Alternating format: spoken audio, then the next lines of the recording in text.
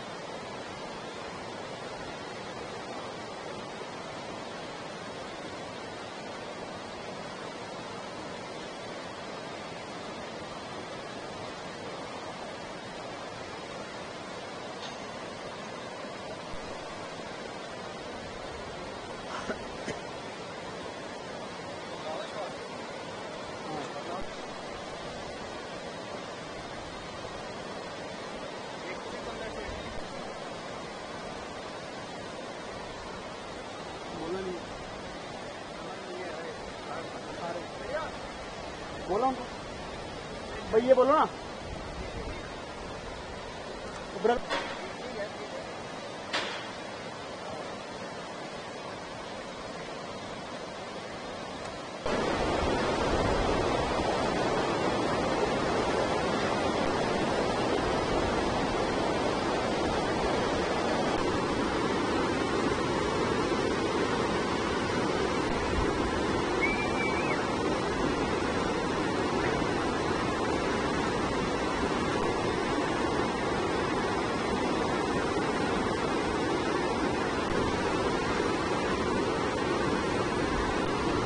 देखो इसकी कितनी सपोर्ट थी, कम से कम 6-7 इंच की ऊपर वजन बहुत था इसको।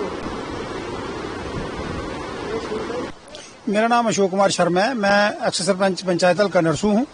ये जिस जगह पे हम खड़े हैं ये नरसू पंचायत नरसू का वार्ड नंबर 1 है और ये ब्रिज जो है सिवना को कनेक्ट कर रहा था। सिवना का वार्ड नंबर शायद 7 है ये। तो काफी पुरानी लोगों की डिमांड थी कि आने जाने वाले लोगों के पास कोई साधन नहीं था, स्कूल में जो बच्चे आते थे उनके लिए कोई साधन नहीं था।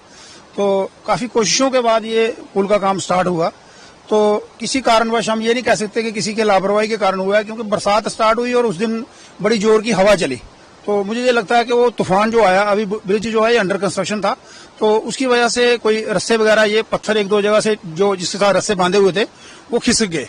उसी वजह से ये ब्रिज जो है वो डैमेज हो गया। तो इससे ये है कि लोगों की जो एक उम्मीद थी कि हमें जल्दी ब्रिज मिल जाएगा, उसमें और 5-6 महीने बीच में पड़ गए। तो ये तो खैर बेहतर तो टेक्निकल लोग ही जानते हैं, लेकिन जहां तक हमें दिखता है कि इसका स्पैन जो है बहुत ज्यादा बड़ा है। इस जगह पे हवा का बहुत ज्यादा दबाव रहता है। तो हमारी डिपार्टमेंट से भी ये एक अपील है कि भाई इसको सेंटर में कम से कम एक अवेटमेंट दी जाए, ताकि आने वाले टाइम में भविष्य में भी दोबारा ऐसी घटना ना हो।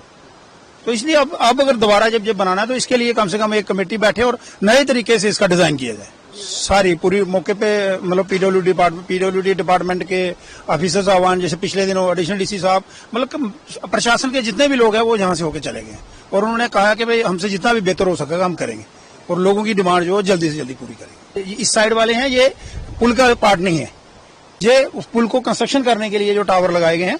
बीचे वाला लोहा जो है वो डिपार्टमेंट इंक्वायरी उसकी कर रहा है। अगर उसमें किसी किस्म की कोई खामी पाई जाएगी तो वो उसका एक्शन लेंगे। मेरा लोगों को भी यही मैसेज है कि अब डैमेज तो ये हो चुका है, अब हम सारे मिलके प्रशासन से भी और जो कंसर्न डिपार्टमेंट है और ठेकेदार हैं उनको यही अपील है कि जल्दी से जल्दी इसको दोबारा कंस्ट्रक्ट किया जाए, ताकि लोगों की उम्मीद जो है वो पूरी हो सके। बारिश नहीं, हवा चली थी उससे पहले दिन ना, उसके पहले दिन काफी हवा चली और उससे 2 दिन पहले बारिश भी हुई थी। तो बारिश जो है वो बरसात की पहली बारिश हुई, तो उसी की वजह से जगह जो है वो डैमेज हुई। मैं सुभाष चंद्र डीडीसी नरसू, और ये नारदा ब्रिज है, तो ये बहुत पुरानी डिमांड थी लोगों की। तो आज जब ये कार्य शुरू हुआ तो लोगों के दिल में बहुत खुशी थी कि हमारा जो ये दो ब्लॉकों को जोड़ता है, नरसू और सिमना को, इस ये वाला जहाँ पे हम खड़े हैं ये नरसू में, और ये पार देख रहे हो पार सिमना है, तो दो ब्लॉकों की ये जोड़ने का कार्य ये हो सकता था। लेकिन तो ये पिछले दिनों जब बारिश हुई तो काम चल रहा था, तो ऐसे ही अचानक पता नहीं क्या, इसको अब टेक्निकल हम कह नहीं सकते कि क्या हुआ क्या नहीं, लेकिन जैसे पता चला तो ये ब्रिज डैमेज हो गया था।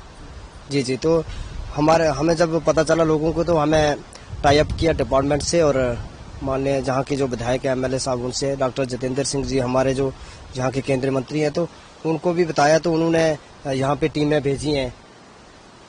बाकी ये कहना चाहूँगा कि अगर टेक्निकल कोई फॉल्ट है या कोई भी जैसे भी इसकी प्रॉपर इंक्वायरी जो है वो होना चाहिए, क्योंकि ये लोगों को बहुत पुरानी डिमांड थी कि हमें ये यहाँ पे ब्रिज चाहिए, और जब सैंक्शन हुआ तब यहाँ पे बहुत बड़ा कार्यक्रम हुआ था और लोगों के दिल में खुशी थी कि हमें ब्रिज मिला है। नहीं, हम ये अपील चाहते हैं कि ये जल्दी से जल्दी बनना चाहिए, जैसे मर्जी बने, ये ब्रिज यहाँ पे बहुत जल्द बनना चाहिए, क्योंकि बड़े दिनों की डिमांड थी, बहुत सालों और कितने वर्ष लगे इसको ब्रिज को डिमांड करते हुए लोगों के, और बड़ी मुश्किल से ब्रिज लाया था। हमें आपको पता है 55 करोड़ पिछली बार आया था, तो उनमें से हमें थोड़ा पैसा लेके और यहाँ पे ब्रिज के लिए रखा था।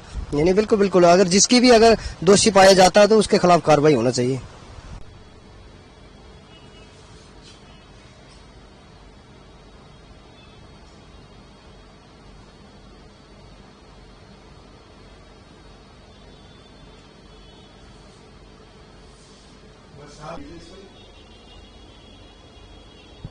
नमस्कार, Rajendra Singh, additional district development commissioner Udhampur. कुछ दिन पहले यहाँ पर एक डिस्ट्रिक्ट एडमिनिस्ट्रेशन के नोटिस में आया था। मैम, डीसी मैम को किसी ने वहां से कॉल करके, या लोकल मीडिया की तरफ से भी ये खबर आई थी कि वहां पर एक फुट ब्रिज था, धर्मसल टू नारदा, तो वो कहीं ऐसे सुनने में आया कि शायद बारिश की वजह से कहीं वो कोलैप्स कर गया था। ये एक अंडर कंस्ट्रक्शन ब्रिज था जिसकी टोटल लागत 1.58 करोड़ की थी। ये ब्रिज कहीं पिछले काफी देर से चल रहा था, 1.5 साल से कोई काम इनका पहले रुका भी था, फिर से हमने जाके इसको स्टार्ट करवाया था। इस वक्त ये कुछ लॉन्चिंग स्टेज पर था, लेकिन वो मे बी के कुछ ऐसी वहां पर अच्छे तरीके से इसकी बाइंडिंग या जिस तरीके से जो भी एज पर प्रोविजन, जो एज पर गाइडलाइंस था, वो नहीं हुआ होगा। तो इस वजह से वो ब्रिज जिस वक्त लॉन्चिंग करने से पहले ही कोलैप्स कर गया था। इसी चीज को नोटिस में लेते हुए मैडम ने कॉग्निजेंस लिया और उसमें एक इंक्वायरी कमेटी कॉन्स्टिट्यूट की थी, जिसमें डिस्ट्रिक्ट एडमिनिस्ट्रेशन की तरफ से एडीडीसी, हेडेड बाई एडीडीसी था, और साथ में उसे एक्शन पीएमजेएसवाई और एडब्ल्यू इरिगेशन डिपार्टमेंट की तरफ से ये कमेटी कॉन्स्टिट्यूट हुई थी। ये कमेटी मैंने ही हेड की थी। हम मौके पे गए थे, हमने वहां पर लोकल से भी इंक्वायरी किया था और कंसर्न डिपार्टमेंट भी, उनसे भी पूरी इंक्वायरी की थी। अब इंक्वायरी करके ये चीज पता लगता है कि थोड़ा बहुत लैप्सेस तो हुए हैं, डिपार्टमेंट की तरफ से भी हैं, मॉनिटरिंग और सुपरविजन में भी कुछ ऐसा मतलब क्लियर कट आया नहीं है, लेकिन कुछ ऐसा सुपरफिशियली मतलब ऐसे लगता है कि हम कह सकते हैं कि थोड़ी सी इनसे कुछ गलतियां हुई हैं। इंक्वायरी अंडर वो है, कंसिडरेशन है, हम इंक्वायरी कर रहे हैं। जो भी रिपोर्ट होगी, जिस तरीके से भी होगा, वो हम डिस्ट्रिक्ट एडमिनिस्ट्रेशन को, डीसी मैम को सबमिट करेंगे।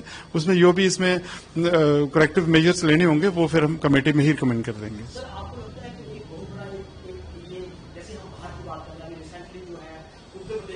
गुजरात में ब्रिज डैमेज हुए और वहाँ पे कैजुअलिटी हुई। अब लगता है यहाँ बड़ी कैजुअलिटी हो सकती है। और अभी भी बात ये है कि वहाँ पे जो काम करने मजदूर हैं उनको सेफ्टी मेजर नहीं है, बहुत बड़ा नाला है और उस सेफ्टी मेजर से उसको बिना विदाउट सेफ्टी मेजर को काम कर रहे हैं। और किस तरह से आपकी डायरेक्शन के तहत आप कर रहे हैं और किस तरह की ट्रीटमेंट होगी, क्योंकि ये बहुत बड़ा वो किया गया है। जिस दिन हमने कमेटी ने वहां पर विजिट किया था उस दिन भी जिस वक्त वो काम कर रहे थे, जो चीजें डैमेज हो चुकी थी उसी को वो लिफ्ट कर रहे थे। तो हमने वहां पर ये चीजें वहां पर भी हमने पॉइंट आउट की थी कि जितना भी ये आप काम कर रहे हैं इनकी कोई सेफ्टी नहीं है, किसी ने हेलमेट नहीं डाली हुई है। यहां तक कि ये था कि वहां पर कोई सुपरवाइजरी भी इनका स्टाफ का वो मेंबर नहीं था। कॉन्ट्रैक्टर के लोग भी वहां से हमारे साथ ही गए थे, तो वहां पर जाके हमने जैसे जैसे कहा हर एक चीज का जो चीज भी पता कर रहे थे, पूछ रहे थे, एज पर नॉर्म्स नहीं थी। तो हमने ऑन स्पॉट भी डायरेक्शन दी थी और जिस वक्त भी हमने इनको कुछ भी चीजें पूछना करी, लेकिन वो सिर्फ एक प्रोसीजर बताते थे। जो एक्चुअल यहां पर हुआ था, जो चीजें वहां पर एक्चुअल होनी चाहिए थी, वो उन चीजों को सही तरीके से ब्रीफ कर भी नहीं पाए थे। तो ये सारी चीजें हम अंडर उसमें इंक्वायरी में है। इंक्वायरी में जिस तक जो चीजें भी निकलेंगी, हम जो भी करेक्टिव मेजर्स होंगे वो हम